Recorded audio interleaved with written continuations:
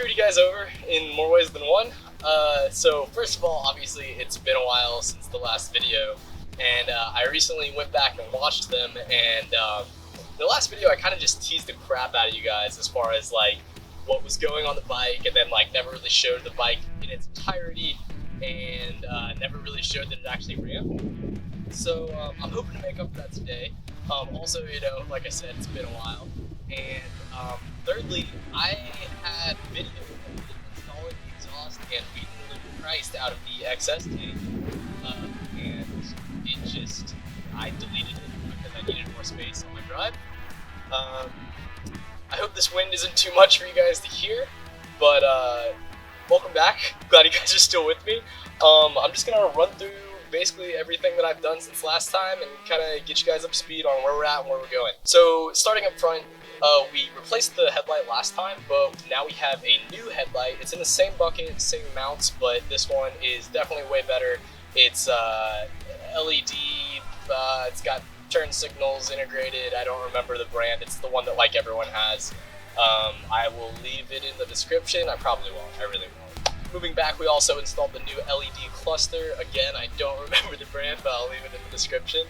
It's pretty nice. It's got turn signals, it's got an oil sensor, it's got a speedometer, obviously, and blinkers, obviously. So that's good to have. Now I can know how fast I'm going so I don't get pulled over as much. So as you can see, the original tank is still on the bike.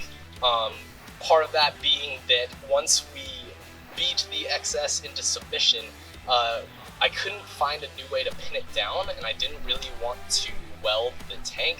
That just seemed like a bad idea for someone like me who doesn't really have a lot of experience welding.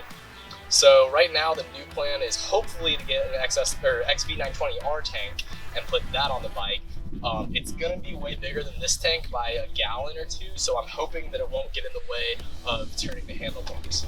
Speaking of which, as of right now, if I make a really hard left, my horn button hits the tank and my horn goes off, so that's a really neat feature. As far as the motor goes, the carbs, if you guys remember last time, were black and they were just covered in this like nasty plasti dip stuff. I cleaned out the carbs, cleaned off the carbs, so they are now metal again.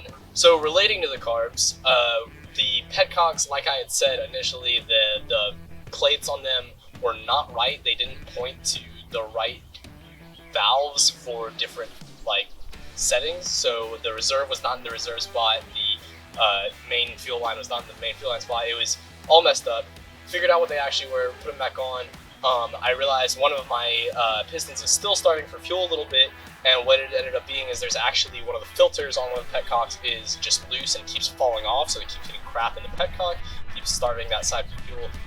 It's not a huge issue because I can run reserve and it'll do pretty well just running off of reserve, but as you well know, that's probably not a great idea considering if I run out of gas it's going to be a problem.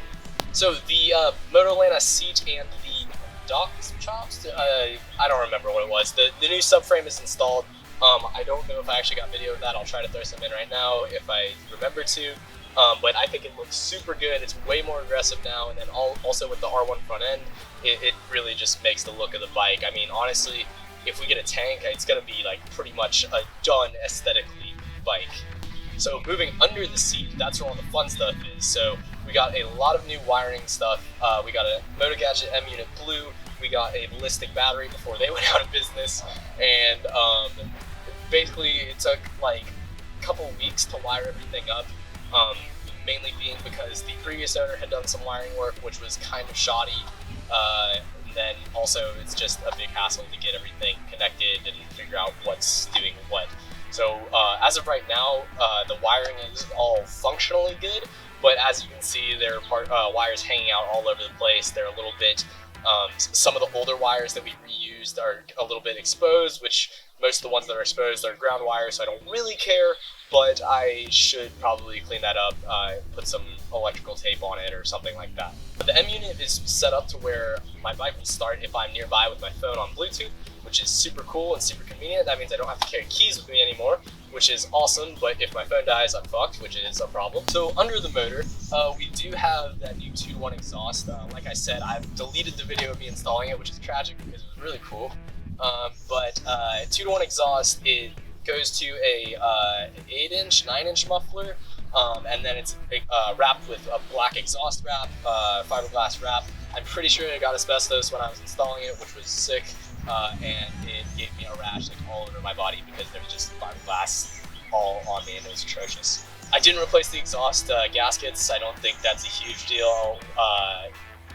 I'm looking at potentially getting an engine rebuild kit, which I'll get to later, and I will definitely, if I do that, I think that comes with the exhaust gaskets and we can use those. If you guys remember, after we installed the R1 front end, we were really high off the ground when we were on the center stand, and the kickstand would have us leaning too far right. So what we did is we took an angle grinder to the original kickstand, cut it down a little bit, welded the foot back on and the like kick lever thing, and so now it is much lower and it actually works, which is sick.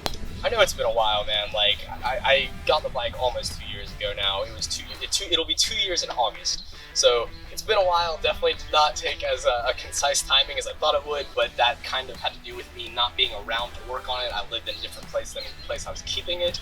And then also just like all sorts of other things coming up, being financially unable to buy parts, which is, that's debatable because honestly most parts of me are cheap.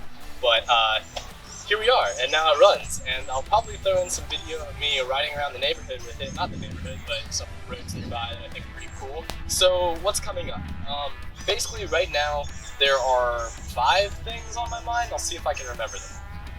First of all, I still want to get a new tank. I still have the XV750 tank, but again, I don't really want to weld that just because that seems like something that's kind of beyond my pay grade, and I don't really have an idea of how else to secure it to the frame of the bike. If I do get a new tank, it's probably going to be the XV920R tank. It looks really good. It should just slap right on it, which would be amazing. And I found some pretty good ones, but I've only found one that's, I think, reasonably priced. So with the tank, currently the petcocks are fine, they work, but I would like to get new petcocks that are labeled correctly and have new filters. Plus, when I get a new tank, most of the tanks that I'm looking at don't come with petcocks, so I'm going to need them anyway. Luckily, the XV920R and the XV750 both have the same petcocks on their tanks, which is convenient. So that's thing 2, is the petcocks. Thing 3, I do want to get a carb rebuild kit because I'm getting a little bit of burbling as I'm riding, which I think is just an issue with kind of the balance of the fuel that is coming out of the carburetor. It's definitely an easy fix. It just will take a day and a little bit of elbow grease, no big deal. Next thing, I do want to buy a new idler gear. This is that problem that I said from the very first video is very common on Viragos, where they sound like crap when they're starting up. We fixed it by running a large wire from the starter motor back to the battery so it gets a better charge to sync that gear with the flywheel. But honestly, the best way to fix it is just replace the idler gear, get a gear that's not ground down, and then that with the new battery will be super good, and that'll make the engine last a lot longer. So with that, you do have to take apart the engine, which is totally fine, but if that's the case, I'm going to want to go ahead and buy an engine kit, gaskets that I need, make sure the timing chain is all good, and all that sort of fun stuff. I don't know if I remember the 5th thing, but I'm going to make this the 5th thing. I got a new car. So I got a 2017 Toyota 86, it's the facelift model, 4-cylinder, flat 4. The one that I got actually came with a little box on the back for exhaust system, which sounds pretty nice, but I don't think it actually does much for the performance of the car. It's in great condition, really low mileage, it's about 20,000 miles, and I do want to actually start doing stuff to it, obviously. So first thing, hopefully will be some suspension, wheels, tires, and then after that we'll see where it goes. As of right now, coronavirus outbreak, I don't have a job, so I don't have any money.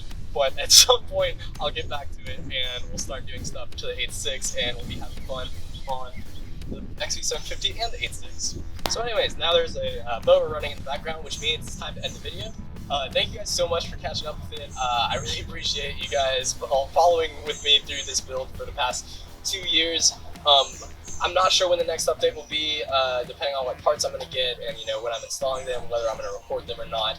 I did get a new lens for my camera after I broke the last one, so that's why we're back now, which is good. But anyways guys, thank you so much for watching, and we'll see you next time.